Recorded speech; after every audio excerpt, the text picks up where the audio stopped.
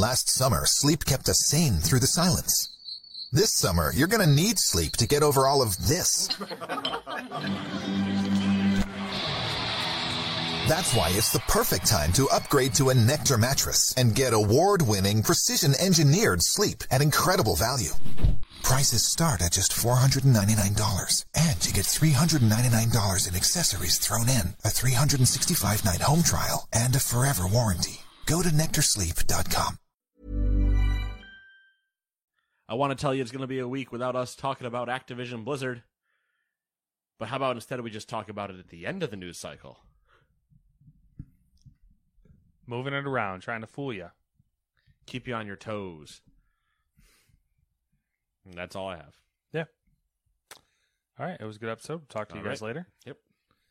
This has been the Gamers 2 podcast, your weekly roundup of news and commentary for or anything else that might pique our interest. See you next time. Peace. All right. Yeah. Anything we need to derail from immediately, or should I get into things that you should spend your money on? I mean, I don't have anything to derail us. My boy Akon won. Yeah, that's whack. I don't know how I feel about that. Esteban! I don't like him, which bothers me. I mean, the funny thing is I just agreed to the two teams the years ago that I did. Yeah. And then Renault got bought out. Renault became Alpine. Yeah. So, which makes sense because that's Renault's sports car brand. Right, but it just became Alpine, so now I'm an Alpine and Alfa Romeo fan, and Alfa Romeo, well, sad days. Yeah. Forever the struggle of a Alfa fan, and I have a winner. Yeah. Never again, but hey, I got a winner. Yeah, I mean, you never know. I got one. It took a few weird conditions to get there. Took one of the weirder restarts of Lewis alone, and George Russell crying at the end of the race was interesting. He almost had it. He did. I mean, he really did. He had it. Well, did they? So Seb got DQ'd. By the way, F1 talk real quick. Sorry. Seb got DQ'd, which moved him into points. Yeah. And I think they're going through the appeal process now. So I don't know what I have no idea. Resolution's going to be on that. I don't know. The whole race was a mess. It is. The other exciting thing in racing. Race 1, red flag. All right, never mind. Yeah. Formula 1's been doing that a lot recently, like the crashing and then the red flag and restart. Yeah. Well, it doesn't help when rain, stop. Okay, let's restart. By the way, we're all going to change our tires. Yep. Except for Lewis. I think Roman Grosjean is doing his first oval this weekend. I think it's this weekend. Interesting. In IndyCar. See how that goes, and then he'll probably be next season he'll do the whole schedule. So he'll do road courses and ovals. Nice. Mm-hmm. All right. The new New York Yankees are doing fantastic. Yeah, will keep the sports stock going. The new look New York Yankees. The new Anthony Rizzo, Joey Gallo, Andrew Haney, not so much yet. Show. We can only hope. Yeah, Haney got a little slapped around his first game. Yeah. Pitches again this weekend though. That was painful to watch. I think he might be pitching tonight. It's either tonight or tomorrow. I don't know. I think he's tonight because Cortez was last night. They are in the 10th inning right now. Might be 11th inning now. Ooh. Because I'm not sure how that. Let's see here. Not that it's related to us, but while he looks that up, John Boy and Jake update. They were on WFAN or WFAN. I don't know how they say it. Radio today. They were filling in for Moose, who was off, so they were there for 10 to 2. I don't listen to the radio anymore. There's good reasons. It was fun listening to them just tell stories, even if I've heard them before. They're just an enjoyable people. They would have a great radio show, and there's a reason they do have a great radio show. But holy hell, the amount of ads that get played on radio. Unbelievable. Yeah, it's pretty bad. It's the top of the 11th, 2-2. 2-2. All right, so a much better outing from him then. If it was him. Can you see the pitching stats? Just if his name is there. I am just seeing Abreu. Is that how you say his name? Abreu? Yeah. Albert? Did he start? Albert Abreu, which he can't still be pitching. Well, unless they threw him in because they're just like YOLO at this point. Yeah, that's... Yankees tend to do that. I don't know. I'm not familiar. This, like, Hold on. MLB app is a, like... I'll tell you in a second. Stay tuned for game releases.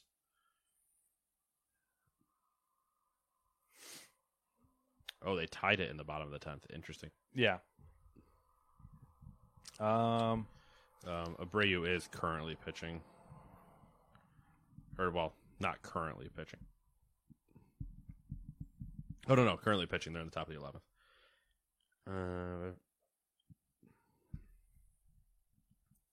You guys must be loving this content, let me tell you. Hell yeah. No, bullpen game. Okay, so he must be tomorrow. Wandy Peralta to Writings to Rodriguez to Holmes to Lutke to Lasagna, Britton, Green. Lasagna. Johnny Lasagna. All right, well, back to gaming content, new releases. Here we go. Number 1, Hunter's Arena Legends. What the hell? For PlayStation. Lemnis Gate for PC, PS, PlayStation, and Xbox is. Lemnis Gate. We've talked about that before. Hot take. Number 3. Lambus bread? What? Lambus bread? That's a different thing. Get out of here. Nerd. Number 3, Rocket Rumble for the PC. Number 4, the Falconeer Warrior Edition and the Falconeer Edge of the World DLC for PC, PlayStation, Xbox, and Switch.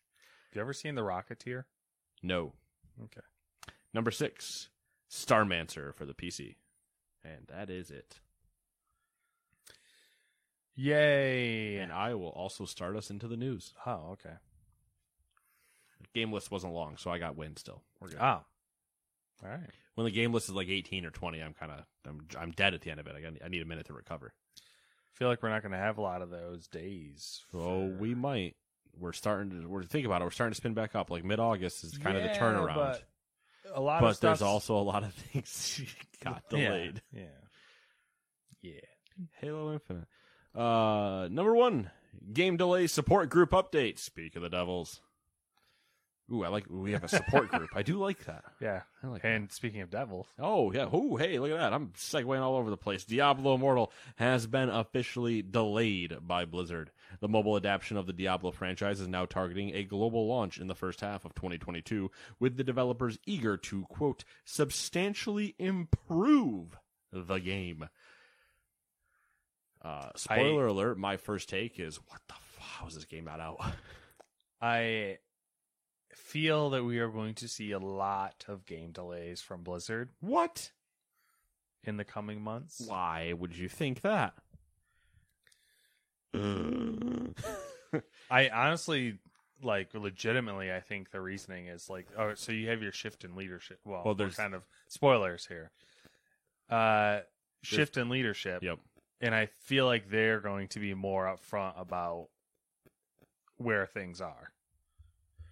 I think to an extent there's that. Instead of the whole Blizzard norm of we're not going to tell you and we're just going to give it to you when it's ready. Yeah. Which is fine either way. I don't really care either way. Yeah, it doesn't truly impact me. There's a lot to play, so whatever.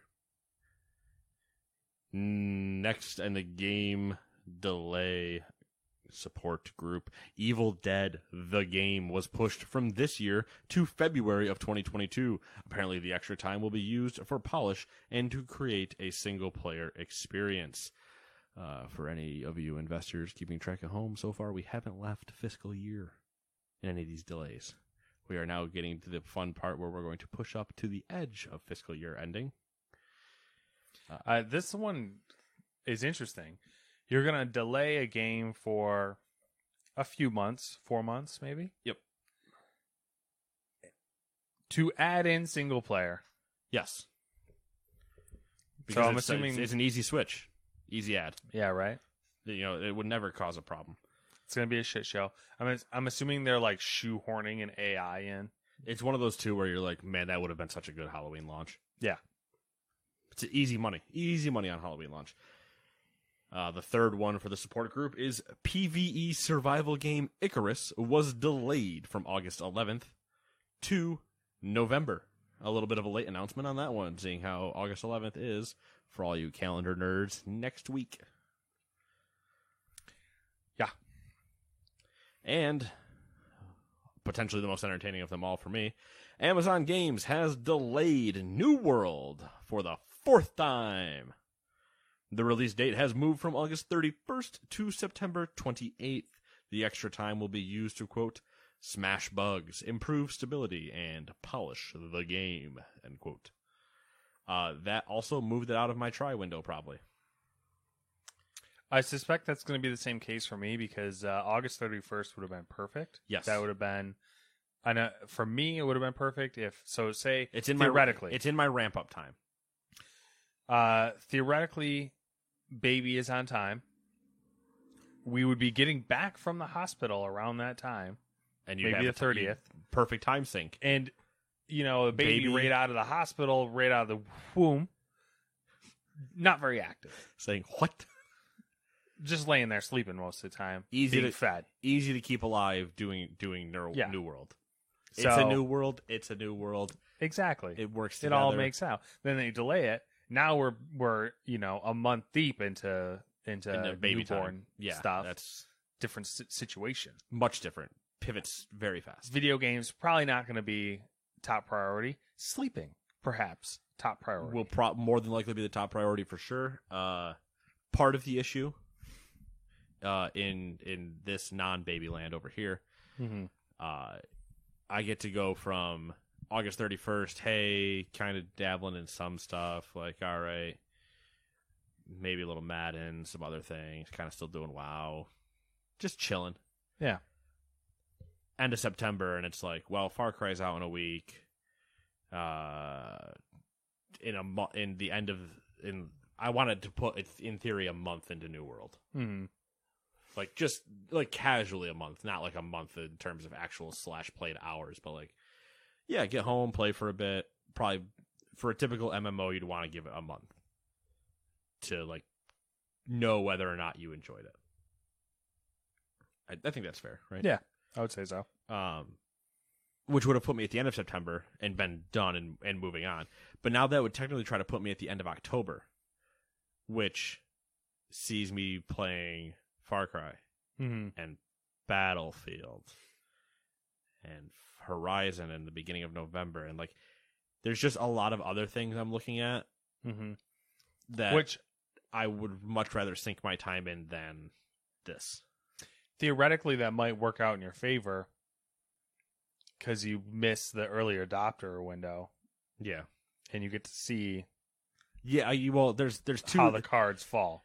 It's a double-edged sword kind of for a game like that where like the high end or the end content, I guess, is in theory is 95% PvP.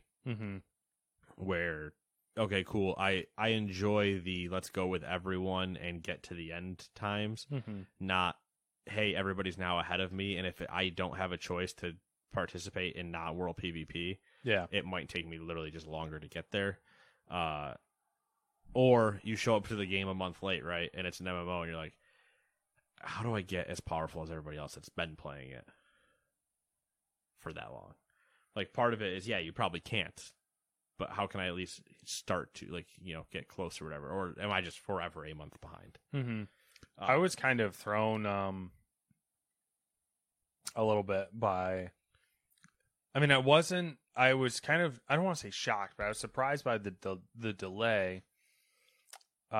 We kind of talked about it a little bit in our little Snapchat group, but I didn't see any really negative criticism about the game, and I didn't really see anyone complaining a ton about stability issues or bugs. And my thought would be that they would want to ride out the hype and the marketing money that they spent and get the game out sooner if there wasn't big issues. Yeah, and I'm wondering if it was more like back-end things. Okay. Server stability and just seeing how big the beta had tried to be 'Cause I still never got my invite even for just signing up. So knowing how big it was potentially going to be, are they trying to just find a way that they can stand up a ton of servers to not have a garbage launch in time? And maybe. I mean, some other stuff. But if it wasn't Amazon Games, I would also Right, think that. yeah, but because it's Amazon and they have all of AWS to do what they want with, part of me also, I can see maybe balancing stuff, but like balancing, sure. From my understanding, they also don't have swimming, and I didn't see anybody like complaining bug wise, but the majority of people that I would have been seeing stuff from was streamers doing it. And from the understanding is streamers got a bag. yeah. So that is a bag is a term that you would put on one with money in it. So in theory they got paid. Yeah, so they're not gonna shit on. So they can only shit on probably to a certain degree. Yeah. Like, hey, we'd love to see these things, but also like I'm sure there's not a way that they could go like, this is actually bullshit that I had to deal with this issue or this issue or this issue. At least the ones that did get the bag. But I mean, it's whatever. Like, whatever. I was actually surprised by. I watched a few videos and streamers play it. Yeah, we did. Crafting, very prominent. Yes. That's really cool. That's a BDO staple. And not to like randomly compare things, but no, well, it works. BDO is its best equivalent of. And PvP didn't look terrible because it was like kind of like, you know, what's a good way to put it? Silly? It was simple. It's like simple, and it's not like you can suck and still have fun doing it. Yeah. Chivalry. Yeah. Bang on right there with that one. It's not like dueling. It's like chivalry. Just stupid chaos. Yep. Win by numbers, not by skill. Yeah. Or luck or whatever. Small strategy. All right. Anything else? Were you watching that before I snapped you? Yes. Nice. So this has happened a few times. We're talking about a specific streamer, by the way, the old Limit Max. It's happened a few times where like you've Snapchatted me, and like Max was weird because, and it's happened. This is what I'm referring to when I said it's happened a few times. I was turning him on. I was literally downloading the Twitch app to my TV and turning him on to watch because I saw that he was streaming it, and then you Snapchat me. And it happened on another thing, and I can't remember what it was, where like you Snapchat me something, or you mentioned something that you were like looking at or doing, and I was doing the same exact thing, and I was like, what the fuck is going on here? Like, again, I control the simulation. Yeah, it's just weird things. Well, I mean, there was the WFAN thing today for the radio. Yep.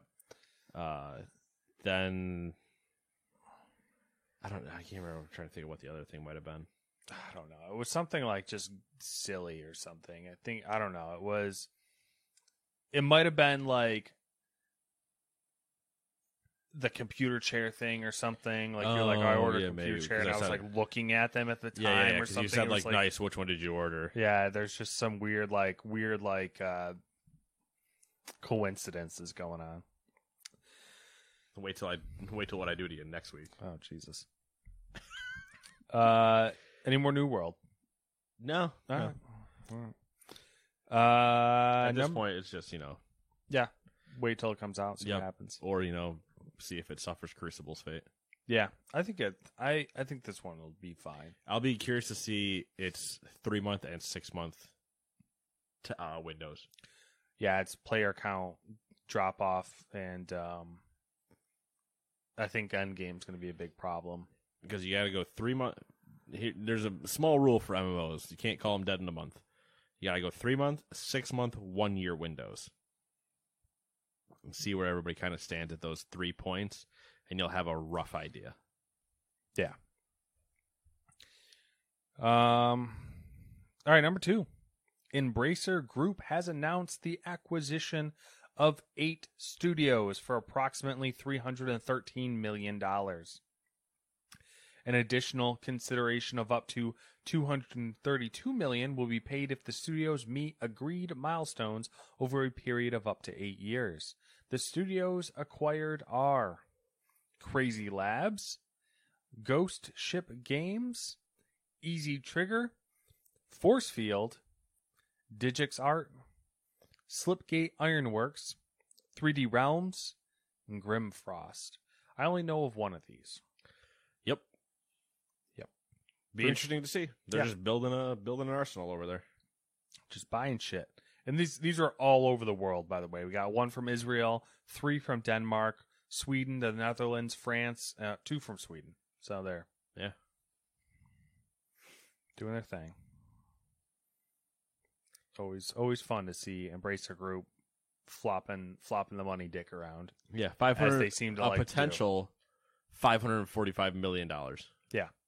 Which I think they had last time we heard from Embracer Group, they had really close to $1 billion that they wanted to spend on buying shit. About halfway through. So they just chewed through half of it. And we'll see what else they get. See who's left standing at the end. Now for disappointment. Number 3. Steve Gaynor, co-founder of Gone Home developer Fulbright, is no longer the lead on the studio's next title, Open Roads. Following complaints about his leadership and treatment of women, he still works on the upcoming narrative game, but with no day-to-day interaction with the team. Instead, the title's publisher, Annapurna Interactive, is acting as a mediator between Gaynor and the studio. The decision follows a series of ongoing complaints against Gaynor and his behavior, which Polygon reports has led to the departure of 15 employees since work on Open Road started in 2019, 10 of which were women. So 10 of 15. A studio representative told Polygon that Annapurna Interactive is, quote, aware of the situation at Fulbright and has been instrumental at helping the Open Roads team make changes to its structure, end quote.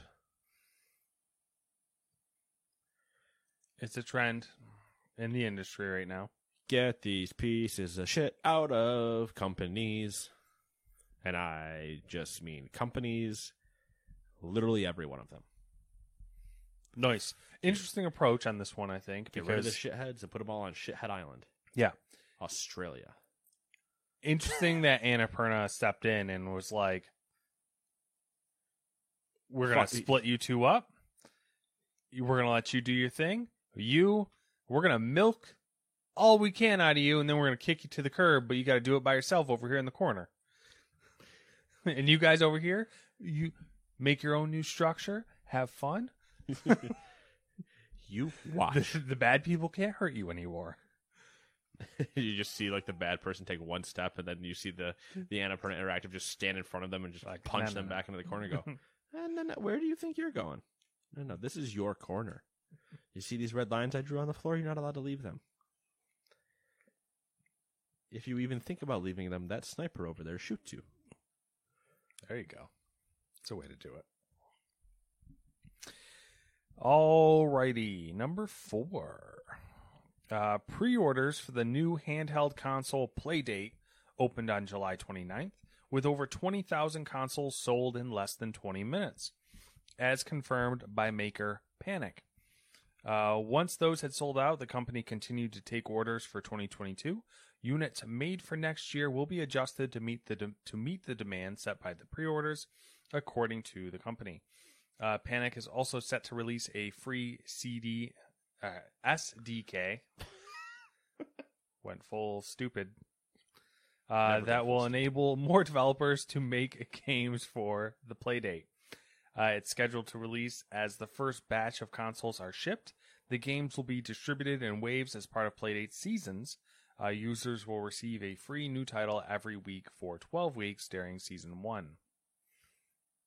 I'm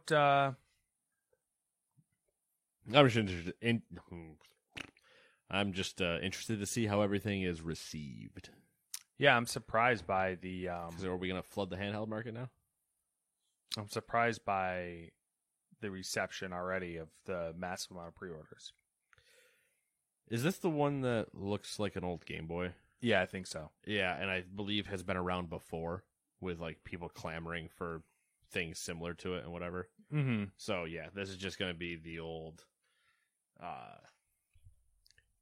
Yeah, it's kind of whacked me. Like looking at it, I don't get it. It's they want that old feel, man. Yeah, it's tiny though. Yeah, because it's meant to fit in your pocket. Yeah, Yeah. It's mad tiny. It's like, oh, I just want to kind of pop it out and play with it. I mean, I guess I could get the allure of it. It's just, It's not for us. Yeah, that's true. That's true.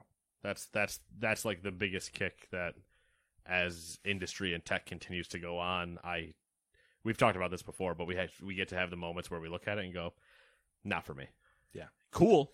And I get it. I aged out of that. Like, yeah. Not even aged out. We don't live where that would be useful. The other thing is, because where are you? Home, work. Yeah. Home, work. Same reason why I don't have a Steam Deck. Didn't pre-order a Steam Deck. Yeah.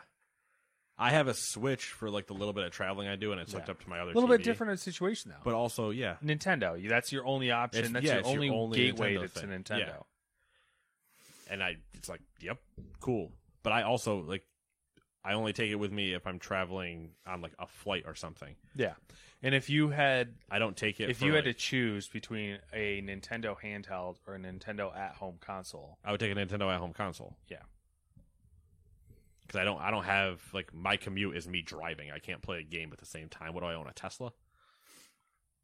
I think some people try. Might be evidence of the crash I saw yesterday. That was one of the things I wanted to mention on the way up here, is you were playing on the video drive games? up here, I think 90% of the people I passed were not paying attention to the road.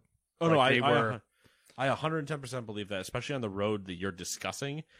People, because it's just a straight shot that you can see for literally when you come around the corner and when you go up the hill, straight shot to the other side, and people are like, perfect time for me to check my phone. There's never been a deer on the road. And then it's just like, oh, well, there I they are. passed the guy on the way up when it was multiple lanes. Yeah. Because I was behind him, and he was like going faster than me. So I was like, whatever, stayed in the right lane. Yeah. And then all of a sudden he slows down. Yep. So I got over, past him, and I look over as I'm passing him, and his head was like buried down. Yeah, like, no, my phone's not between my legs. Yeah, I'm like, it's just it's insane. I always love the way people like try to check their phone but make it look like they're not checking their phone if a cop was to glance in the window. Yeah. Like if they were just happen to go past a cop that was sitting there and they're like, "No, I'm clearly not on my phone." As your head is, you're tucked into your chest because you're looking down at your phone. Like, what? Yeah. Do you think that you are it's the equivalent of the Drax, I stand perfectly still, so much so that I fade into the background. And you're like, no, you're not stealth. We can see you. So, yeah, Matt's lesson of the week is Quit being on your please pay attention to your driving. You are controlling a 3,000 to 4,000 pound vehicle. And use your blinkers. And almost more importantly, you're barely controlling that vehicle. That thing's controlling you. Yeah. And holds your life in its hands. And the ones around you. Number 5, Belong Gaming Arenas will be opening its first gaming arena in the U.S. on August 6th. That is today. Yankees won. Go Yankees. That means it's walk-off. We got to see if we get a double water bottle celebration. Brett Gardner. Hey, he was the one that tied it in, or no, he was the one that scored the run, I believe, in the, Stanton single, he scored the run in the 10th. Gardner hit, Gallows came through for the run. Nice. Hopefully we get the water bottle treatment. We will need to follow up with John Boy for the check. Gary Sanchez, you are the double water bottle man. Please do it. No, anyway, continuing from the story I was reading, where did it go? Belong Gaming Arenas will be opening its first gaming arena in the U.S. on August 6th, or today. It will be located at the Pearland Town Center in Pearland, a suburb of Houston, Texas. The 4,800 square foot location will feature 48 gaming stations. So you get one every 1,000 square feet. Or sorry, one every 100 square feet. Now that you mention it, there's got to be like a stage or something, I'm assuming, right? Nope, just 100 square feet, and that's in the middle of it. Okay. And include access to new generation consoles, aka current, for the PlayStation 5 and Xbox Series X. Belong, which is apparently the company name, plans to launch 300 gaming centers across the U.S. within the next 5 years, with facilities to open in the coming months in Dallas, Columbus, Ohio, Chicago, and Nashville. The new location will also be partnering with the Houston Outlaws, actually, because I can't read, the Overwatch League team representing Houston. This new Belong Arena joins a network of 25 centers across the UK. Kind of cool. Yeah. Be interested to see them not pop up in massive city centers. Yeah. And I say massive city centers, like instead of New York City, like a Syracuse, or instead of Texas, like a Irving, or a Waco. Still cities, but not as not mega cities. Yeah. I'm curious to see if they succeed. I mean, I'm curious to see what they look like. I guess I could look at what one of the 25 in the UK look like. That's true. Like a couple years ago, I feel like we weren't at a place where they would be sustainable, but now I think we might be there. So 100 square feet is just a 10 by 10 room, isn't it? Yeah.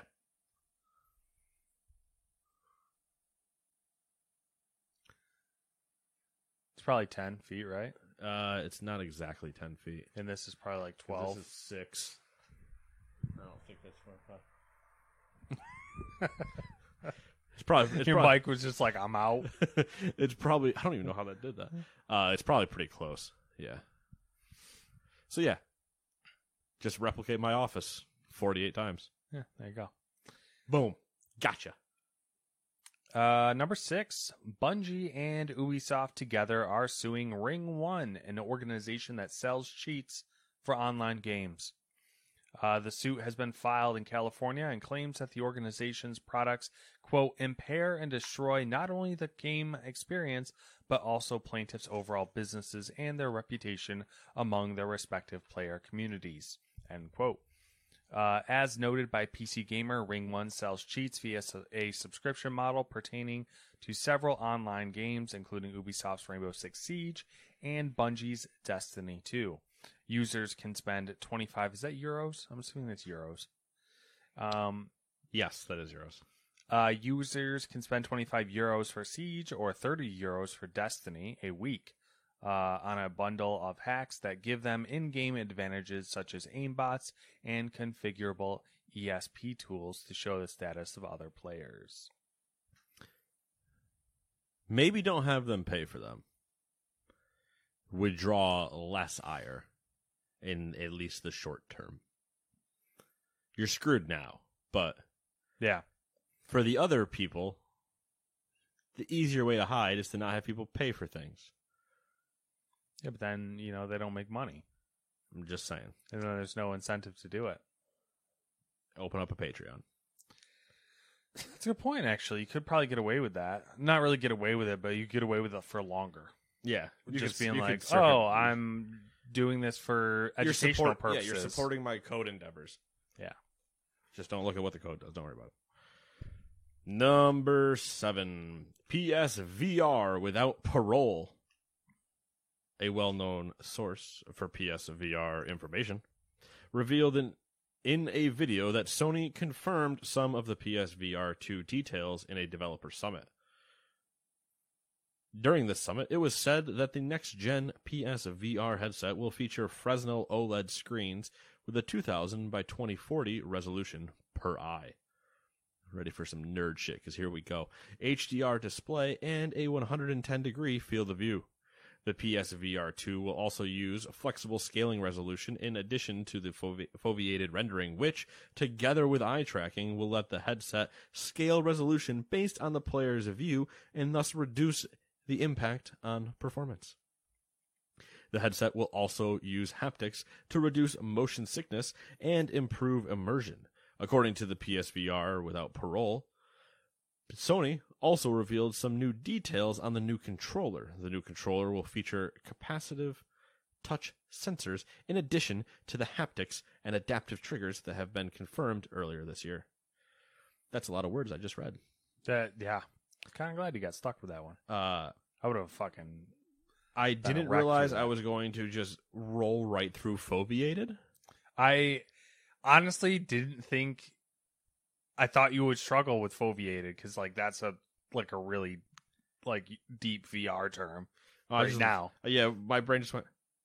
Addition to, that's Foveated, yeah, all right. You cruised right through all that shit, and I was like, all right, there you go. Also, very much like me, though, to just punch through it and... Just be coming out looking great. Yeah. I'm going to punch through it looking great, and then there's going to be that one guy in the audience that's like, that is not at all how that is pronounced. But as long as I'm confident during it, no one will question me. Yeah. Right? Stadia Project. So give me the rundown, because you know more about PSVR than I do. I don't believe this. Okay, so there's that aspect. I want a different aspect of you first. Okay. That's the good overview. Mm-hmm. But now I want the how does this compare to PSVR 1 in terms of per eye, field of view. All right, so let me put this out and there. The HDR. I don't give a shit about the controller. If this came out now, it would be the best headset on the market. Okay. Without a question. Which, in theory, hear me out, bold statement I'm about to make here, is what should be happening. Not just at like a Sony level. Currently, technically, whatever's going to come out next needs to be the best. So essentially, this would take there isn't a headset out right now that has taken all of the pieces and put it together. This is doing that. So the foveated rendering, this resolution scaling, all the features that's supposed to make VR work the best, and cram it all into one headset, and then also give you OLED screens, which the market has started to move away from OLED and go to LCD again because they're cheaper and more available. And the field of view, the 110 field of view, which seems to be the sweet spot, that's what 110 is, what the Valve Index is, which seems to be the popular sweet spot for not doing the fisheye thing, but also giving you the full field of view. It's just hard for me to believe that they're going to come out with a headset like this that basically takes everything and puts it all into one. Running off a PlayStation 5. Yeah. That was the part that I left out, which I shouldn't have, is that it's a single cable, no box. So it's just a cable into the PS5 and that's it. Ooh. So, and what would you project in a guesstimation scenario? Can't say the words that I'm not reading. In a guesstimation scenario for a price point. Original, I believe, was $400. It was either $300 or $400 for the original PSVR. Yeah, I think it was 400, right? Or $399 or $299? $399, I think. Okay. I would say what we think it should be priced at, and what I think it would be priced at based on all the hardware. So I feel like they shouldn't sell it for any more than the console price. So $499 max is what I think it should be. That's what the disc PS5 is right now.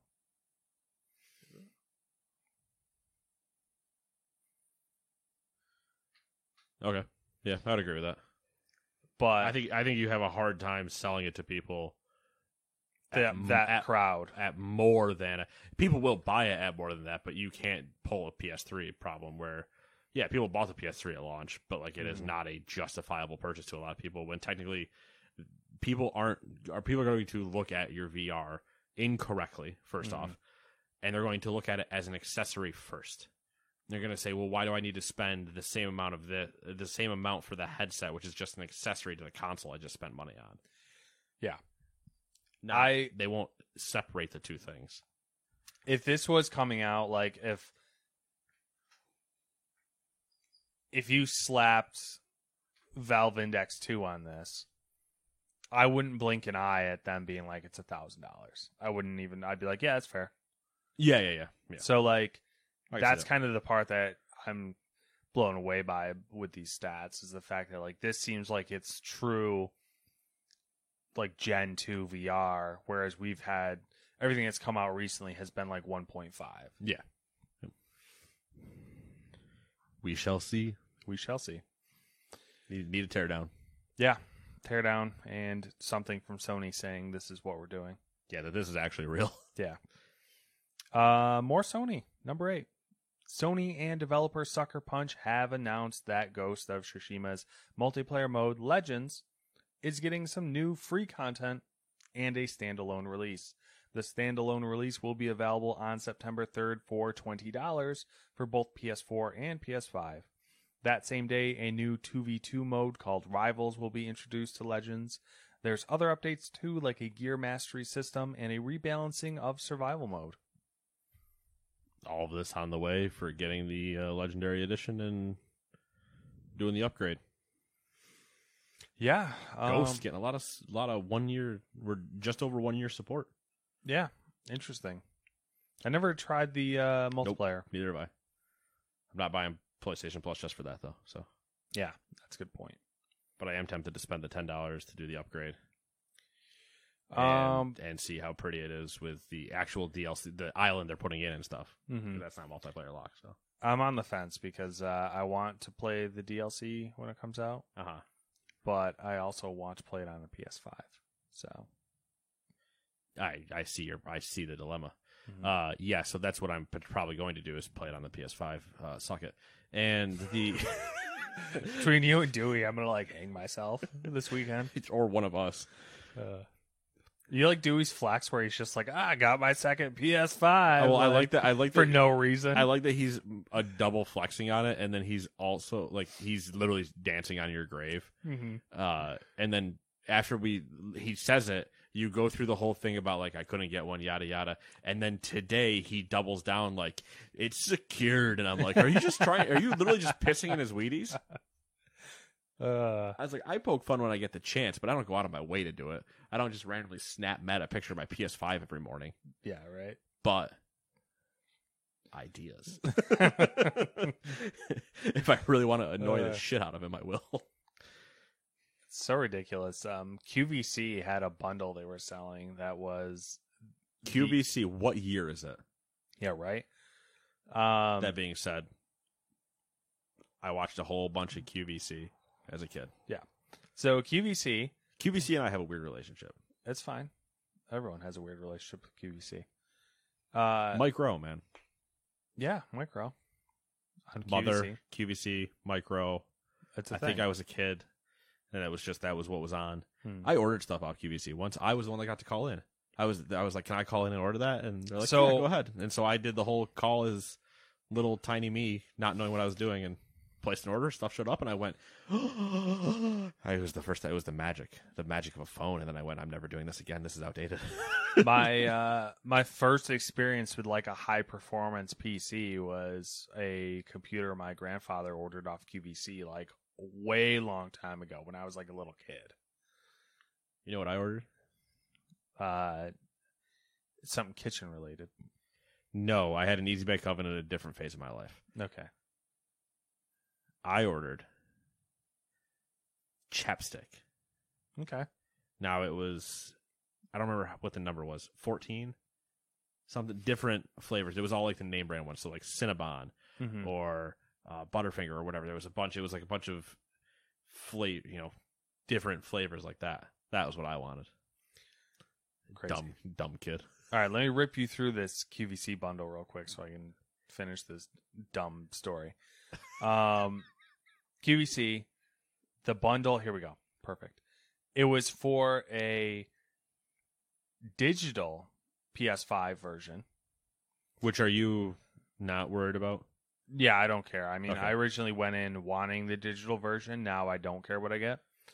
3 months of PlayStation Plus, a jank-ass looking headset, a extra controller, That's $80 right there. silicone controller cover, like one of those goofy $15. things, Yeah. a controller charger. If it's not Sony branded. Did you see that? That was ridiculous, right? Yeah, your mic tried to kill you. Mine just gave up. Some sort of like family game and services suite, which looks like just like a bunch of like garbage. All that. I'm gonna guess the price. Go ahead. It was digital, you said? Yep. $6.99. See, that would have been a fair price, and I might have paid it. Oh no. $8.99?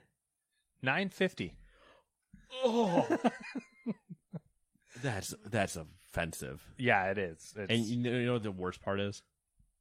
People bought it. Oh, I'm sure they did. And that's the part that's irritating me about this is all the retailers have caught on that's how they can make the money is doing the bundles. Like GameStop Pro is a perfect example. You have to be subscribed to GameStop Pro to get access to the consoles being sold, but then they're only selling you bundles. Yeah. And like, don't get me wrong, I don't mind bundles. I don't mind bundles either. But it's bundles like that specific QVC bundle, which is not priced correctly and is offensive. Yep. The GameStop bundles are a little bit more redeeming because aren't they usually like they're two usually two just, games? Yeah, or like and they're a usually just controller. straight up like you pay what you'd pay for everything anyways. Yeah. But it's not a bundle with a markup where normally a bundle means a discount. Yeah. Also, funny enough, when I chose odds, I get this story. Here we go. Number 9. Sports Interactive, developer of Football Manager, announced it will no longer use the Manchester United name. The decision, shared via Twitter, states that Manchester United and Sega resolved their trademark dispute over the club's name to mutual satisfaction. According to... That's what I'm going to call it the next time I'm with a woman. We've reached mutual satisfaction. According to the dev, quote, from FM22 onwards, the Manchester United Football Club will be named Manchester UFC, or Man UFC. These name changes have been made purely to settle the dispute on a no admissions basis. I don't know what the fuck that means. Probably some legal term. No money. Maybe, yeah. The studio further explained that it and Sega do not need a license to use the club's name, but the change was made as a gesture of goodwill. I like that they almost went, we really could just do whatever we want and fuck you, but all right, understand. I feel like it was very much like, we don't have to do this, but we also don't want to pay all the legal fees that you're going to make us pay if we go to court on this, so. Yeah, it's like, it's just... I mean, whatever for me, right? I'll pay Sega the extra $5 for the in-game editor and just change the name to whatever I want. Yep. Watch that happen. Bitch. Suck it. Number 10. Also, you like that dropped into a reading voice randomly now? Yeah. More clear. Concise. I've been trying to enunciate better, and also I have like a sore right where like my gums meet my lip. They're like way down that crevice, you know what I mean? Okay. I don't know if people have ever experienced that. I've noticed that now that it's there, that when I chew food seems to migrate down towards it. And I'm like, why are you doing this? Senses weakness. Yeah, exactly. It's like you're trying to eat me, I'll hurt you. I'll make you pay for it.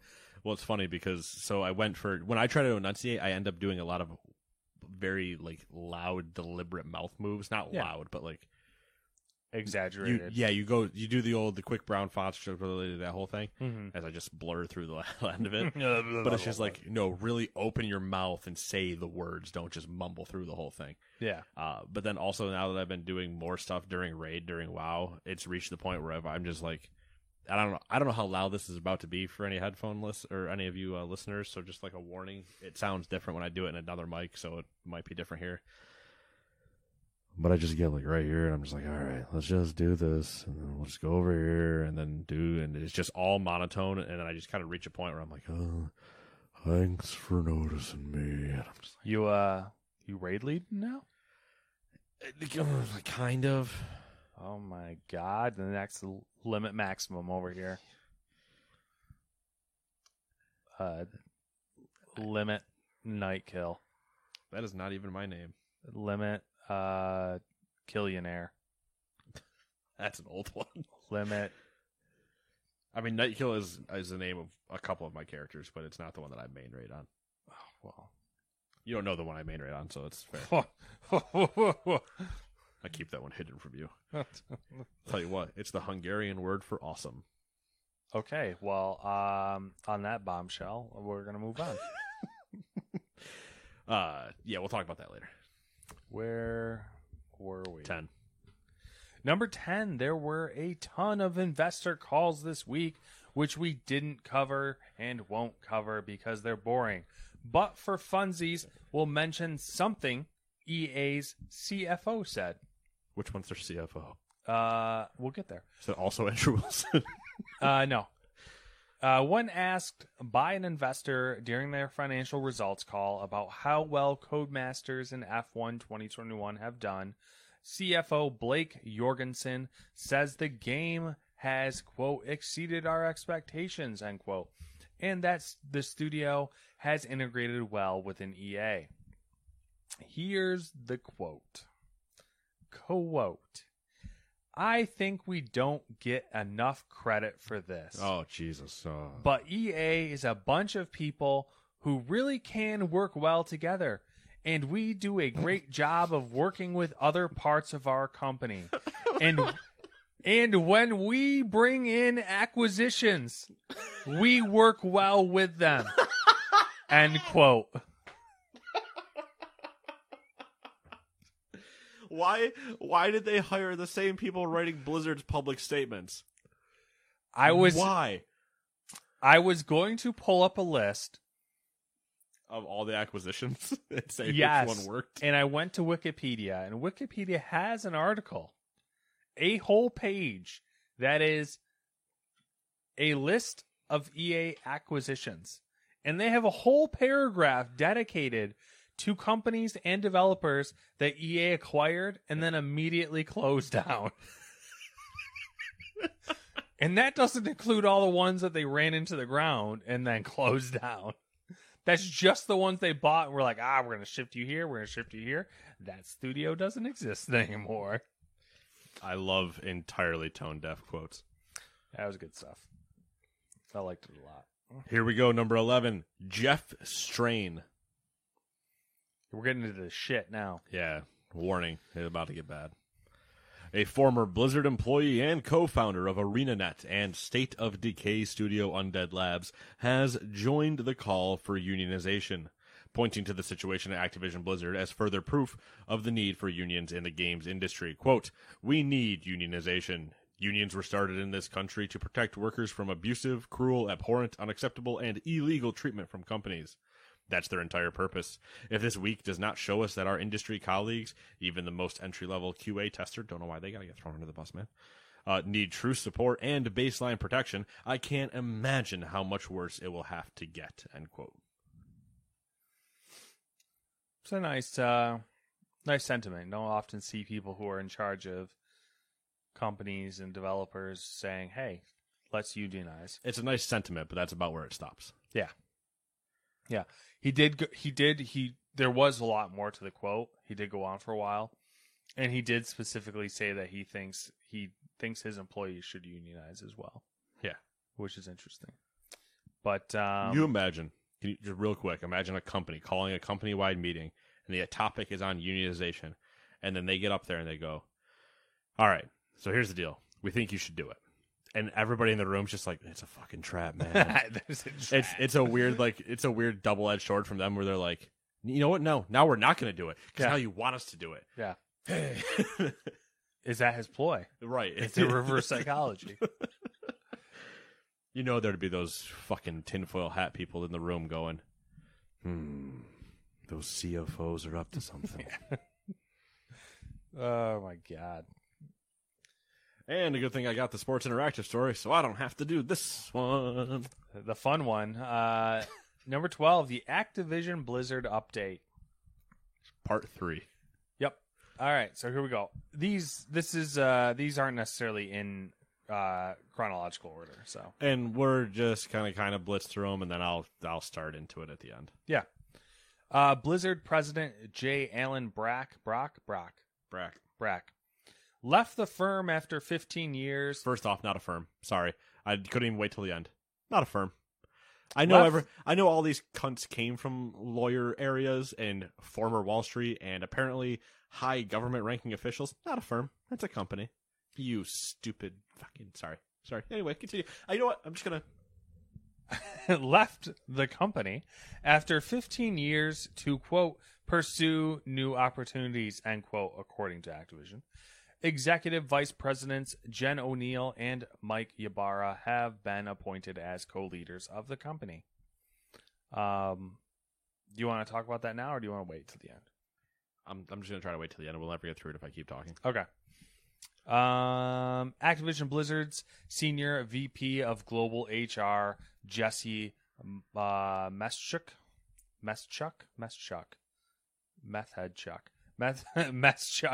reportedly left the company earlier this week. Meschuk's left a mess. Departure was reported by Bloomberg and follows criticism of the company's HR department as part of a lawsuit alleging harassment and sexual discrimination at Activision Blizzard. Part of the case claims that the company's HR department failed to protect its employees and address concerns raised. A new report from Axios contains several testimonies from former and current Blizzard staff and details inappropriate and unsatisfactory action from the HR department in response to complaints. A class action lawsuit has been filed against Activision Blizzard by investor rights company Rosen Law Firm on behalf of the studio's investors. The investors claim that Activision Blizzard, quote, made false and or misleading statements and or failed to disclose a number of things. Activision Blizzard employees sent a joint letter to CEO Bobby Kotick and leadership denouncing the company's choice for hiring law firm WilmerHale, which we touched on who they are last week.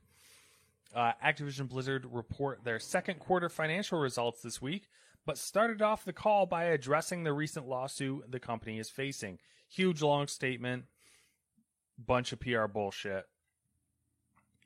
Pretty interesting that they led with that for a financial results call, though. CEO Bobby Kotick, whatever the fuck we're calling him, opened the company's investor call following their financial results call with another statement. It's a long statement, but here's an interesting snippet. Quote, "We will take all necessary actions to foster a culture that is supportive and welcoming for all of our employees. And we expect to be the very best example for other companies to emulate." End quote. And finally, the Overwatch League has lost a number of advertising sponsors in the wake of California's lawsuit against Activision Blizzard, as reported by the Washington Post. Coca-Cola, Kellogg, and State Farm all said that they were reevaluating their Overwatch League partnerships. The Post also noted that T-Mobile branding has disappeared from Overwatch League and Call of Duty League broadcasts, with the New York subliners using duct tape to cover the T-Mobile logo on their jerseys during last weekend's Call of Duty match. All right, I'm going to go back to front here. The sponsorship thing makes sense. It does kind of suck a little bit just for the crews that are still working on those things, because it does potentially incur production changes. But makes sense, obviously. You don't want to be associated with a company that has sucked its own butthole like this. Bobby, we got to talk, bud. You're going to drop a line that says we will take all necessary actions to foster a culture that is supportive and welcoming for all of our employees, and we expect to be the very best example for other companies to emulate. You better fire, I don't know, yourself and everyone else. You, after you fire the other 100 to 175 people probably you need to get rid of to fix that. Just yeet them to the moon. Obviously, that's also why they opened up their call like that. Hey, this sucks, and we got to go through this part. By the way, Diablo Immortal's delayed. The old tell you one evil so that way you don't get so mad at the other one. The HR thing's just fucking HR is terrible. That's all I got to say about that. Rosen Law Firm on behalf of the investor guys, not surprising. Also, won't be surprised if that's not the only one that they end up getting. To the top of Blizzard president Jab, J. Allen Brack, leaving the company after 15 years to pursue new opportunities, according to the Activision like that. Executive vice presidents Jen O'Neill and Mike Ybarra have been appointed as co-leaders of the company. I like the idea that they are promoted as co-leaders. There's a lot of I think there should be a lot of positives to take from that, but the part of the idea is, and some people that I normally side in a pessimistic world have pointed out the idea that the titles that have been under Bobby's reign have changed from president to CEO to co-leaders and whatever. So it just almost seems like it keeps getting slapped down as far as the title goes, to the point where Bobby just now they report to Bobby. Yeah. So it's like, how much can they actually do type of thing when he's still there as still being a problem. That being said, Mike actually plays WoW at a pretty high level, at a much higher level than I do. And it's like, oh, all right, yeah, you're actually a gamer. Like, he was playing Death's Door a little while ago, and his Twitter is really entertaining. So it's, I mean, I'm excited for what it could mean, but that's what it could mean. I need it to mean something good. Yeah, it's one of those, like, hope for the best, prepare for the worst thing. Yeah, like, I'm not... You're talking to one of the most pessimistic people and on one of the technically most pessimistic podcasts that probably exist in a way. We are, well... Is it really pessimism if it's always real, and then it's just a realist idea? Would be a line that a douchier version of me would drop. The issue is we both know it's still festering there. They still haven't canned everyone they need to. And part of me wonders if it's going to have to take the finishing of the lawsuit for the lawsuit to go in and actually just remove people. Yeah, I think it's definitely a situation of it's going to get worse before it gets better. And I mean that, like, all the way down the chain. Like, where more is going to come out, more, like, we're going to hear more terrible things. Oh, there's going to be game delays. There's going to be, like, things that affect the consumers. We're still very much tip of the iceberg.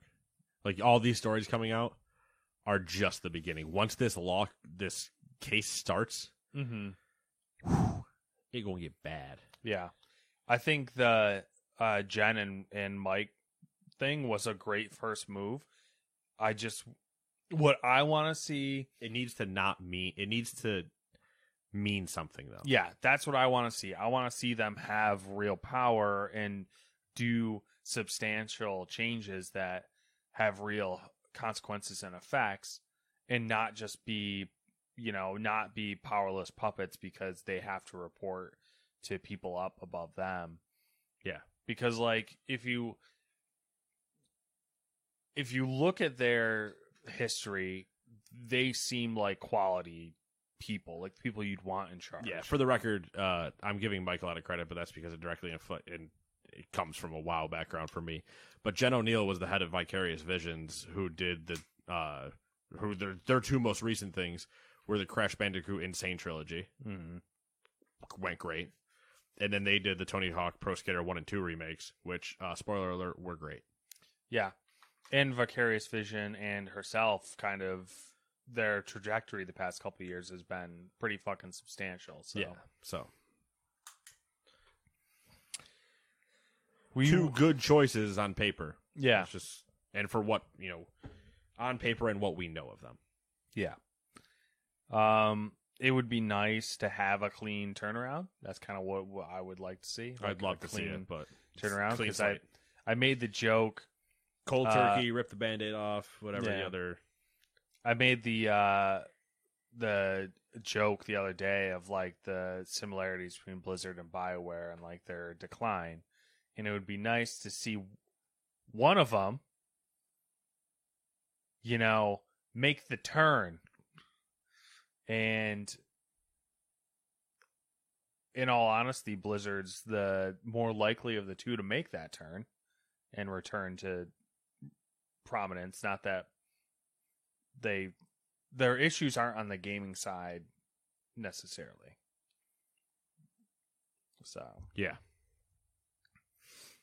All right, and now for is that it? You got anything else? All right. I'm good. Let's go for things we didn't write paragraphs on. Number 1, The Ascent made $5 million in its launch weekend. A lot of money. Number 2, Frank Sagnier, formerly CEO of British racing specialist Codemasters, has taken on a new role as virtual reality developer and publisher nDreams. Number 3, Valorant developer Riot Games will be opening a new studio in Shanghai, China. The company said that the new team will focus on developing new IPs. Probably help them with your MMO. Number 4, NVIDIA's acquisition of ARM is reportedly being delayed by antitrust regulators in China.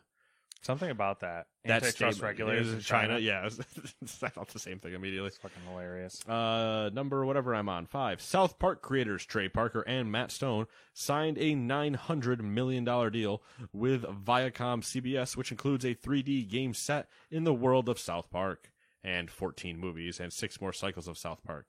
Maybe that means seasons, or maybe I don't know what that means. Like, what's cycles? You know what's what I mean? movies? Good point. Is this the They beginning? specified that. That's straight to streaming, like Netflix style movies. Oh, okay. So I mean, they've done some stuff like that. It would be interesting to see them do, like they did Stick of Truth, which was a 3-episode arc. Mhm. They did the Superheroes, another 3-episode arc. It'd be funny to see those take place in the time length of, because I mean that's an hour and a half, so they would be movies. they did say, what was the other thing? They were switching. The assumption is they're switching developers. And I don't know. There was some speculation, but that's kind of crazy. Like, would you? This seems like a lot, doesn't it, for them? In terms of what do you mean? Like just sheer like output. Yeah, I mean it depends on what the length of the deal is and yada yada, but they're more than capable. It's I fucking knew how long it was too. It's like it's obviously it's like I think it's like 14 years or something like that. And they're going to have more than enough content over 14 years. Yeah. Cool though. Yeah. I'm excited. Whatever it ends up meaning. Number 6, former Assassin's Creed director Eric Baptizat. You know what I said about going through confidently? Is directing the Dead Space remake. He was the game director for Assassin's Creed Valhalla, the lead designer, and on Assassin's Creed Origins, Black Flag, and Unity. Was he the game director after the other one got canned? I think so. Yeah. Because there was, that whole thing. Mm-hmm. Number 7, Niantic has begun scaling back Pokemon Go's pandemic measures. Fans are mad. A petition to keep the increased Pokestop and gym distances has been signed by over 150,000 people. And I agree, it's horseshit.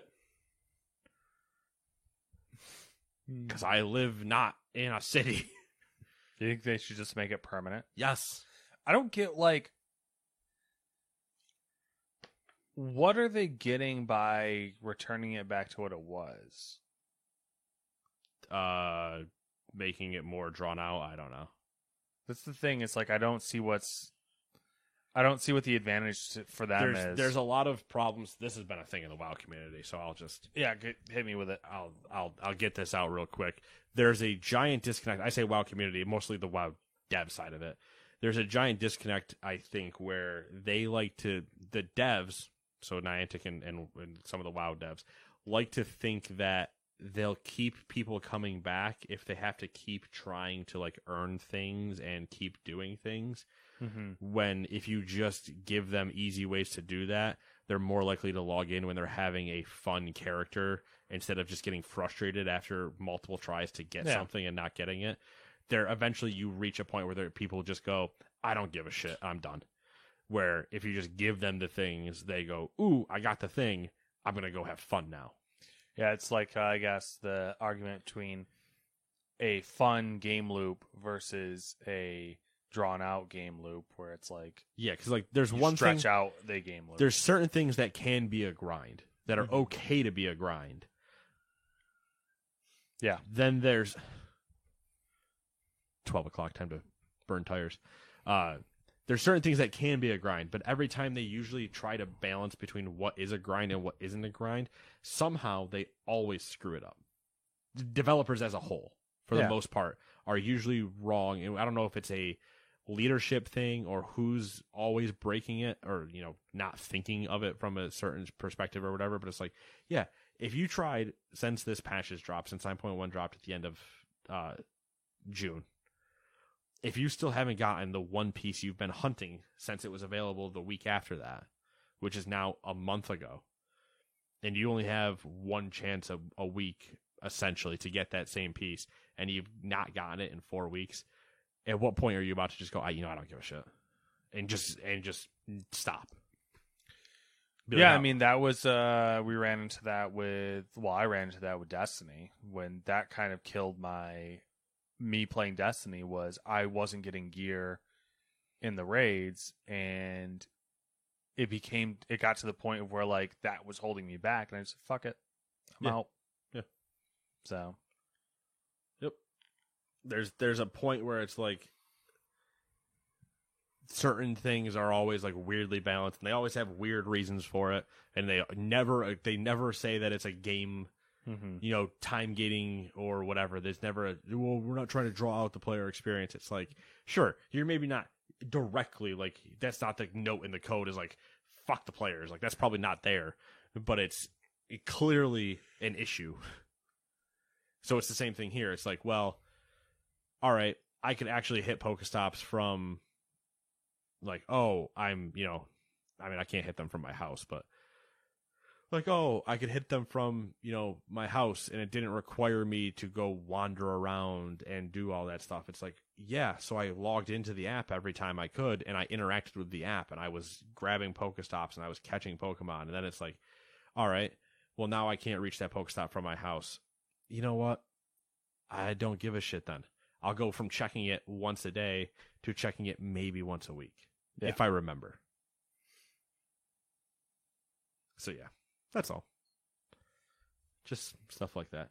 Anyway, it's been 7 days. What have you been up to? I was going to do the deals, but I completely forgot to throw them in, so that's going to be a next week thing. But just for a heads up, if you have a PlayStation, there's new PlayStation Plus things. If you have an Xbox Game with Gold things. If you like Epic, there's a new game every Thursday for free. And then if you have Amazon Prime, you have Twitch Prime, which means you get games on Twitch for free. So go check all those places out. I'll tell you what they all are next week. Bam. What have I been doing this week? Not much. No games really that I can think of. Yeah, no games. Watching a lot of baseball. Good man.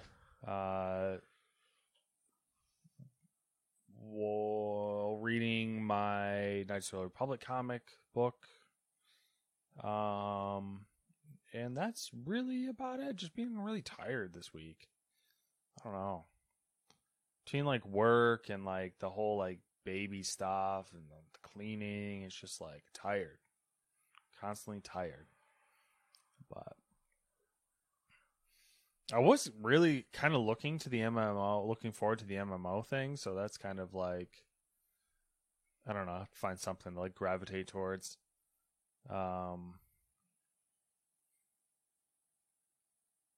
Yeah, that's it. Oh, we watched a movie, didn't we?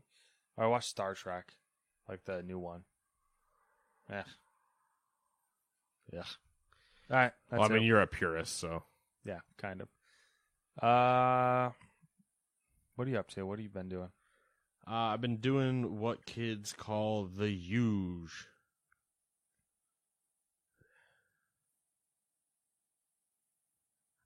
Which would be WoW for sure rating. Yeah, the show, playing the show, doing the weekly show content. You did mention that you played Grounded with Kenny. I did do some Grounded. That is true. Little Football Manager sprinkled in there? Or No, not yet. Okay. Maybe tonight. this weekend. Yeah, maybe tonight. What else? Put that damage on me, Ricky Bobby. Out of the Park baseball? No, haven't really got back into that. My Yankees save in there currently sucks, and I don't have the energy in me to fix it, or know how to fix it yet. Beginning of the second season, after making it to the World Series in the first season, the beginning of the second season is not looking good, and I'm just like, but nothing changed. So struggle busting a little bit. Yeah, the show content drop and farming that out. WoW stuff's the most interesting. We did officially kill the raid this week. Congratulations. I mean, that's what you get when you have me as a leader. Am I right, folks? Oh. No, not really. That's not actually. I did. I'm suffocating because the air is leaving the room because his head's so big. It's like a balloon. I don't know why the idea of just randomly, it's like a balloon, but just saying it like that and just randomly in a McDonald's. Tree wizard. Tree wizard. He gets into his tent and then he waves goodbye to you, tree wizard. So It's not a reference I was gonna get. Yeah, so we ended up killing the raid. I'm like kind of leading, but not really. I'm sure somebody will argue with me that I am. But listen, I'm I always knew that this would happen. I don't know what that means. But no, we Don't ended fight up. it. Just let it happen. I still don't know. I don't know what that means either. You've said that in other situations. It's meant something else. There were, I think, 6 of us this week from the guild. And for anybody keeping track at home, that is not enough to do the raid. Just pick up randos. So we did what we call pugged people, which is the old pickup group. I pugged us up to 20. Nice. So I grabbed 14 randos. Mm-hmm. And we managed to kill the last 4 bosses that have been plaguing us. Killed 7 night 1 and then killed the other 3 the second night. I know what you're thinking, and you're correct. So that's why I did it. We'll discuss that another time. Just let that linger. Just think about things. That's all it is. But hey, we get to say we did it. I had already done it last week because I did that with that random group. Yeah, he just was like, fuck my guild. I'm going to bail on these bastards. No, everybody else wanted to go on vacation. So I had to go find a way to get it done. So yeah, they got to see it and they got to actually kill it, though we were still missing 2 people. So hopefully we can do it again for them next week. And then eventually we're going to start doing it heroic, I assume, but heroic's going to be harder because, that's the idea with heroic. So yeah, there's that. It'll be fine. No one's geared up appropriately. It'll be fine. You keep saying that word. I'm going to cut my name into a tree. All right, I think that's all I got, though. I'm good. All right, cool. We will see you guys next week. Bye-bye. Hello, beautiful. I'm Amy Errett, founder of Madison Reed, a hair color company I named after my daughter. Experience gorgeous, lasting, high-quality hair color made with ingredients you could feel good about, with consistent results every time. It's easy to find your perfect shade. Book a complimentary video hair color consultation with a licensed colorist on madison-reed.com and get 10% off plus free shipping on your first color kit. Use code RADIO10. That's code RADIO10.